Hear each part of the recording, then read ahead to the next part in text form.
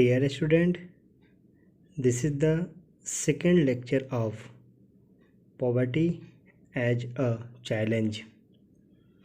इस लेक्चर में हम poverty as seen by social scientist and poverty line के बारे में जानेंगे।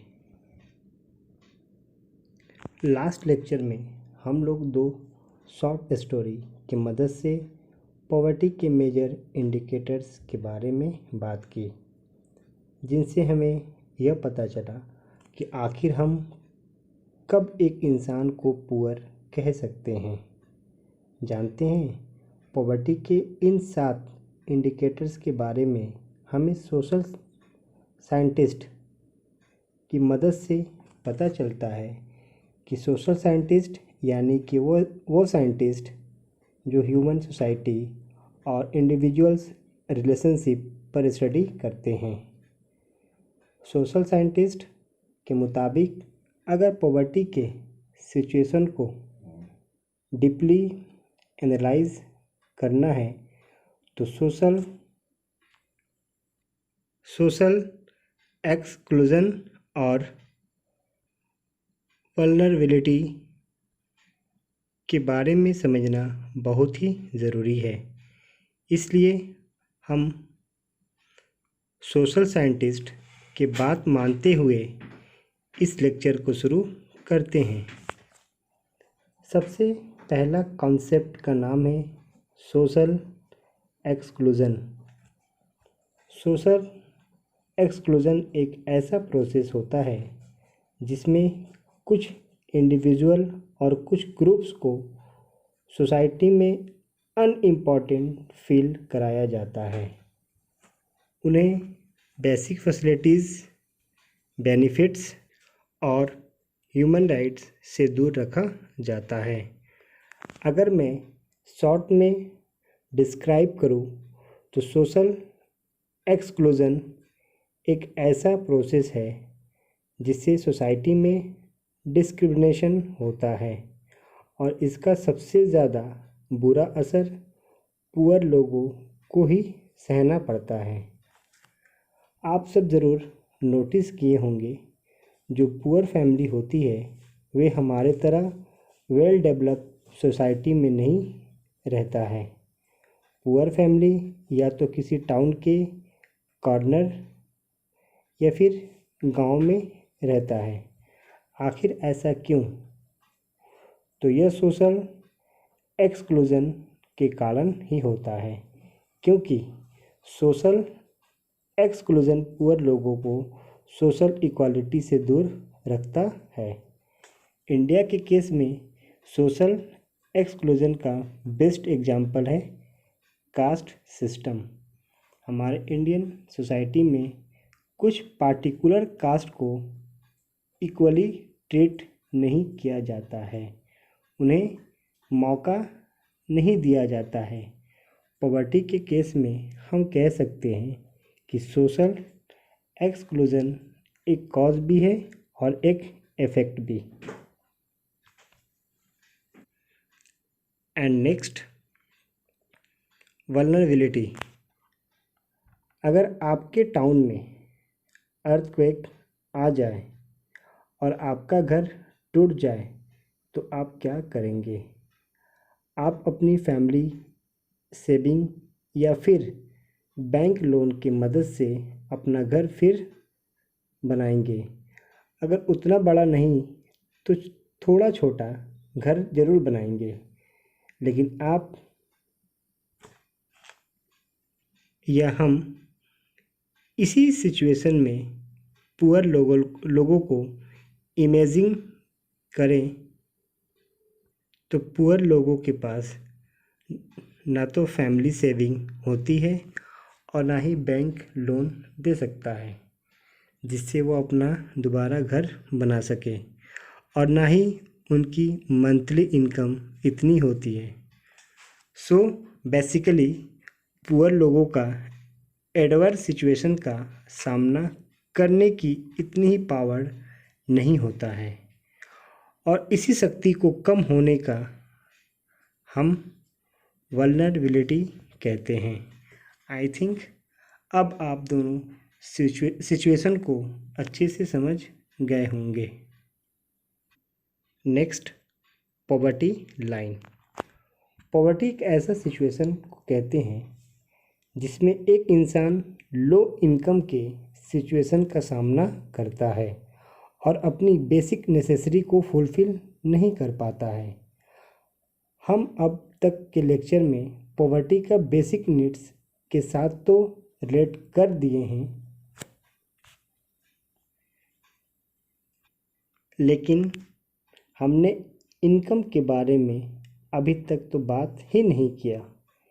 इसलिए इस लेक्चर में हम लोग पॉवर्टी लाइन की मदद से पॉवर्टी को इनकम और कंजम्पशन लेवल पर रिलेट करेंगे। सबसे सिंपल और सबसे कॉमन मेथड जिसकी मदद से पता लगाया जा सकता है कि एक इंसान पुअर है या नहीं, उस मेथड का नाम है पॉवर्टी लाइन। पॉवर्टी का मेजर करने के लिए एक इमेजिनरी लाइन का यूज़ किया जाता है। जिस भी इंसान का इनकम इस इमेजिनरी लाइन के नीचे आती है तो वो पुअर कहलाता है और इसी इमेजिनरी लाइन को पॉवर्टी लाइन के नाम से जाना जाता है। ये बहुत इंटरेस्टिंग बात है कि हर कंट्री के पॉवर्टी लाइन अलग अलग होता है। इसका रीज़न है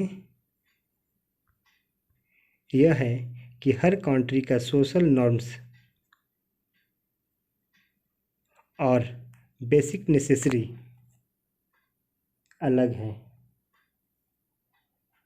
इंडिया में अगर आप कार रखते हो तो आपकी लाइफ लग्जरी है, लेकिन यूएसए के लिए कार बेसिक नेसेसरी है। इसलिए हर कंट्री की गवर्नमेंट अपने कंट्री के लिए पॉवर्टी लाइन तैयार करती है। इंडिया के केस में पॉवर्टी लाइन एस्टिमेट करते हुए बेसिक नेसेसरी में food, cloth, education, health care को कंसीडर किया जाता है। हमारे कंट्री की गवर्नमेंट हमारे इनकम को, कंजप्शन लेवल्स को बेसिक नेसेसरीज़ के साथ रिलेट्स करती है। फिर हमारे कंट्री के लिए पॉवर्टी लाइन डिसाइड करती है। आखिर ऐसे कैसे होता है, हम फूड के एग्जाम्पल से समझते हैं। जब हम किसी भी टाइप्स के फूड को कंज्यूम करते हैं तो हमें उस फूड से कैलोरीज मिलती है। इंडिया के केस में रूरल एरिया में रहने वाले हर इंसान को पर डे 2400 कैलोरीज चाहिए, क्योंकि रूरल एरिया के लोग खुद को हमेशा फिज़िकल वर्क में इंगेज रखते हैं और दूसरी तरफ अर्बन एरिया में रहने वाले हर पीपल को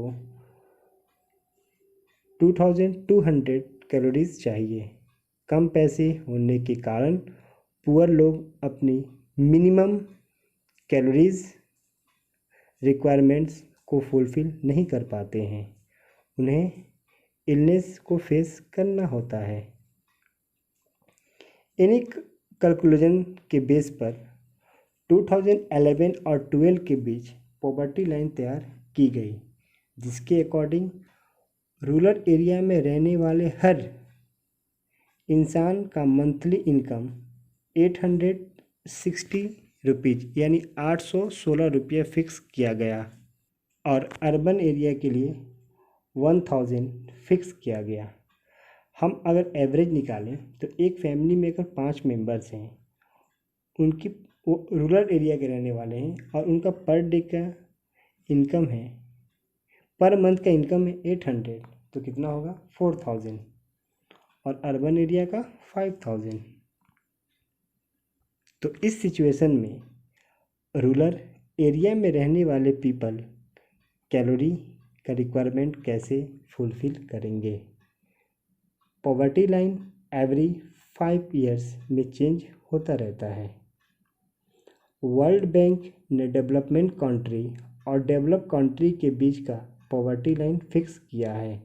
यानी हर कंट्री के पॉवर्टी लाइन के अलावा एक इंटरनेशनल पॉवर्टी लाइन भी होता है, जिसके अकॉर्डिंग कोई भी इंसान एक दिन में, अगर ये 2015 का डाटा है, $1.90 से कम कमाता है तो वो गरीब है, चाहे वो जिस कंट्री का रहने वाला हो।